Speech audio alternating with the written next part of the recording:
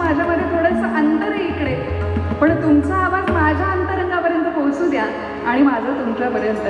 पुंडलिकावरदे, क्या बात आहे. श्री ज्ञानदेवा पार्वती पते हर हर, श्री देवकी कृष्ण भगवान की.